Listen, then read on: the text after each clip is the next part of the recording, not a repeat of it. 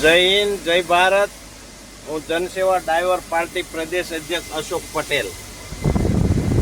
હું અત્યારે મારા ટ્રકમાં બેઠો છું અને એક વિડીયો બનાવું છું કે પેટ્રોલ ડીઝલના જે ભાવ વધારવા માટેની આ સ્કીમ ચાલુ કરી છે એ પાકું જ છે. પછી કહેજો કે આ સાચી વાત છે અને મોત કરી દો, કારણ કે કોઈ ઉગાડે તો લફડા થઈ જાય.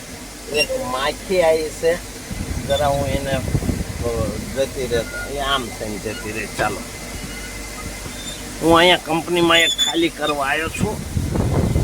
કરી દીધું. પેટ્રોલ ડીઝલની અછત કાલ બપોરથી થવા માંડી એવા સમાચાર વાંચતા કાઢતા ચાલુ થઈ ગયા અને મળે છે, પેટ્રોલ ડીઝલ મળી રહેશે. પણ જે માણસો કોઈ દિવસ બચાવવાનું જે કાયમ નાખતા હતા એ પણ ટાઈક ફૂલ કરવા પડી.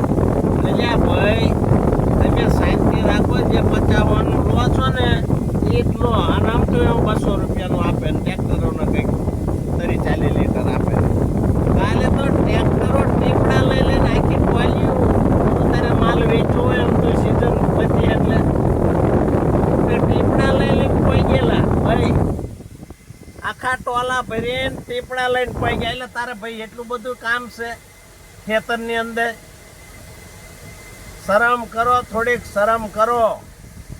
જેટલું જોયું એટલું લો ને ભાઈ.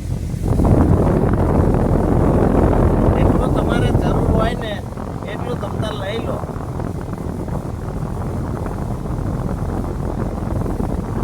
આ એક 10 રૂપિયા વધારવાની વાત છે. સરકાર સીધું તમને કહી ન કે 10 રૂપિયા વધારવા પડશે, નહીં તો પાછું સરકારને લોસા પડતા હોય. પણ જો કે કઈ લોસા નથી. આ સરકાર 50 રૂપિયા એમ કહી દે ફાલતી હોય નહીં ગયા તો જનતા વાંચી વળી જ જવાય જશે. આ વાંધો ને ટેકડો મારીને ઉપર જતા રહી ગયો. શું એમાં બધા આવી ગયા, હું તમે બધા અકલ મઠાન ગઠ્ઠા બધા આવી જાય. કોઈ અકલ મઠાન ગઠ્ઠા બધા જ બધી ખબર પડે છે ને આજે કરીને બધી આ વાર્તા આવ્યું છે. અને આમ આદમી, કોંગ્રેસ, બસપા, સફા એ બધા સફા બધા આમના હે ને મળેલા જ છે સરકાર હારે. હજુ કહું છું જનતા સમજી જજો, હજુ કહું છું જનતા સમજી જજો. આ બધું એક સ્ટોરી છે કે રાજનીતિની અંદર હું એક પ્રદેશ અધ્યક્ષ હોવાથી મને આ બધું જાણવા મળ્યું છે. અને અમારી પાર્ટીમાં કોઈ પ્રોટોકોલનું પેલું નથી. અશોકભાઈને જે બોલવું હોય તે મનથી બોલે. અમારા રાષ્ટ્રીય અધ્યક્ષ એવું જ કહે છે, કોઈ ચિંતા કરવાની નહીં. આપણે જે હોય એ બોલવાની છૂટ છે અને તમને કોઈ બંધન નથી. પહેલી વાત તો અશોકભાઈને કોઈ બંધન નથી. અમારી પાર્ટીમાં કોઈને બંધન છે જ નહીં.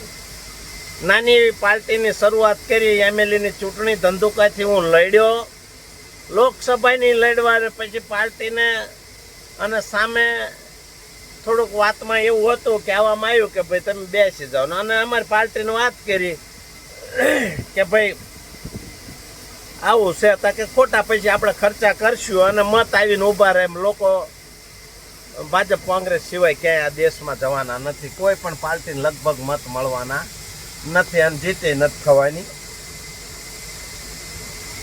આ પાકું જ છે અને જવાય નહીં દે. કોંગ્રેસ ફૂલ કોંગ્રેસ મળેલું છે ભાજપ સાથે, આમ આદમી મળેલું છે.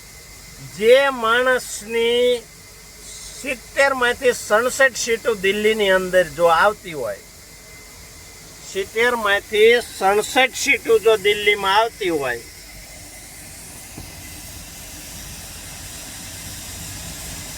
એ માણસ જીરોમાં કેમ આવતા રહે? હારી જાય સરકાર. શરાબ ગોટાળાનો કેસ કરીને ઊંધે ઊંધા ગોંધી રાખ્યા. અમથે અમથા આ ભાજપ સરકારે કેજરીવાલને ઘાલી દીધો, અંદર એક સ્ટન્ટ કર્યું. કેજરીવાલને અરે બધી બેઠક થઈ ગયેલી, એના બંગલે આગ લગાડીને બધું આ બધું સ્ટન્ટ જ હોય. કારણ કે નગર બાંગ્લાદેશ અને નેપાળ વાળી થઈ જાય એવું છે અહીંયા. એટલે જનતાને કંઈ ખબર પડી ન જોવી એવું આખું પિક્ચર બનાવ્યું છે.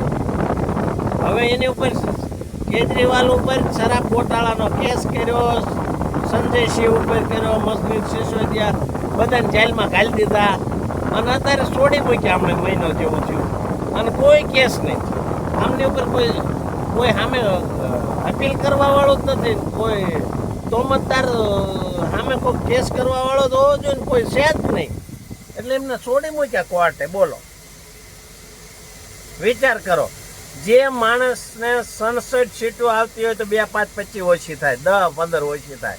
અને જે માણસે અસ્પતાલો બનાવી છે, નિશાળું બનાવી, બધું ઘણું પાણી ફ્રી, બાટલા, લાઇટ બિલ ને બધું ઘણું આપ્યું, છતાં એને 0 આવે. એટલું તો ડબોળો ખબર પડે. ડબોળો ડોબા જેવી જિંદગી ન જીવો. 10 દિવસ અગાઉ ચાલો, એટલું તો ખબર પડવી જોઈએ. અલ્યા હજુ 90% ને ખબર નથી પડતી દુનિયામાં શું નોલેજ હોય. આખી દુનિયાની નોલેજ મને પૂછી લેવાનું. મારો નંબર છે તમ તાર 989800063001. કોઈ પણનો સવાલનો જવાબ ઓન ધ સ્પોટ ને તરત. આમાં જો કઈ વાંચીને હું બોલતો નથી. બધા ઘણા કે નરેન્દ્રભાઈ વાંચતા નથી ને ઓલા વાંચતા નથી. એટલે અમારે વાંચવાની જરૂર નથી. આ નરેન્દ્રભાઈ કરતા 100 ગણું. નરેન્દ્રભાઈ પ્રધાનમંત્રી છે ને એની કરતા 1000 ગણું મારી પાસે જ્ઞાન છે. એક પ્રદેશ અધ્યક્ષને ટ્રક ડ્રાઇવિંગ કરવા છતાં જેવા તેવા પાસે હોય નોલેજ, એટલું નોલેજ ધરાવતો વ્યક્તિ છું. ઘણા કે તો પછી ઘણા એવું કહે છે કે આ તો અકલ મઠાવો, તમે આગળ નથી આવતા. આગળ જે લખ્યું હોય ને આમાં એ થાય. લખેલું હોય આમાં તમારા જે ભાગ્યમાં કહે છે ને, ભાગ કિસ્મત લખ્યું હોય એ થાય. બાકી ઘણા મહેનત કરવા વાળા, મેં 5 ટ્રકો લીધી. ઘણા કે ત્યાં ઉપરા ઉપરી બધી ટ્રકો લીધી એટલે બધું તારે આમ થઈ ગયું ને આમ થઈ ગયું, લોકડું થઈ ગયું, ઢોકડું. એટલે મારી ક્યાં વાત કર, સિદ્ધિવિનાયક લોજિસ્ટિક ને 8000 ટ્રકો, રૂપચંદ નામીનું, બેંક ઓફ મહારાષ્ટ્રની 1600 કરોડની લોન, છતાં ફેલ થઈ ગયો માણસ. અને ઘણા એવા છે અમદાવાદના અંદર આપણે નોકરીઓ કરેલી છે જે 300, 200, 300 ગાડીના માલિક અત્યારે 20,000ની નોકરી કરે છે. બોલો, ભારત બેન્ચ કંપનીમાં, ચતરવાડી વાસણા, જે 200, 300 ગાડીના માલિક. આજે મેં ટ્રક લીધો છે ને જે કંપનીમાંથી, એમની પાસે 200 ગાડીના માલિક હતા. અત્યારે 10, 12 ગાડી જ રહે. ધંધો બદલી નાખે. ના ધંધો હોય એટલે બધું એવું હોય છે.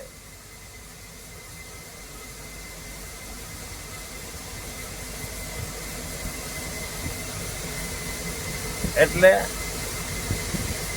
182 ધારાસભ્યો ભાજપના, કોંગ્રેસના, આપના જે કંઈ હોય અને 543 સાંસદો ભાજપ, કોંગ્રેસ, સપા, બસપા જે કોઈના હોય, આ બધાને સરકાર સાથે રહેવું પડે અને વિરોધ કરવાનું જેટલું એમને અભ્યાસ કરવામાં આવ્યો હોય એટલું જ કહેવામાં આવે અને એટલું જ કરી શકે.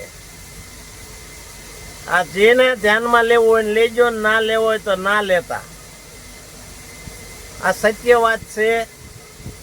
543 સંસદ સભ્ય જે એમને કહેવામાં, જે કોઈ રાજકારણમાં જે કોઈ વ્યક્તિ હોય એને સત્તા પક્ષવાળા જે કહે એ જ કરવું પડે, નહીતર કશું ચાલે નહીં. ફિટ થઈ જાય જેલમાં.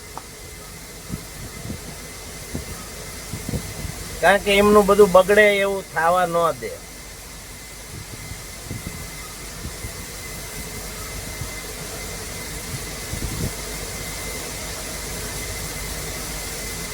દુનિયાની અંદર બધી સમસ્યા આવવાની છે. મનુષ્યને બધી સમસ્યા આવવાની, જાનવરને આવે ને મનુષ્યને આવે. જીવ છે તે બધું આવવાનું. એટલે મજા કરો અને જિંદગીની અંદર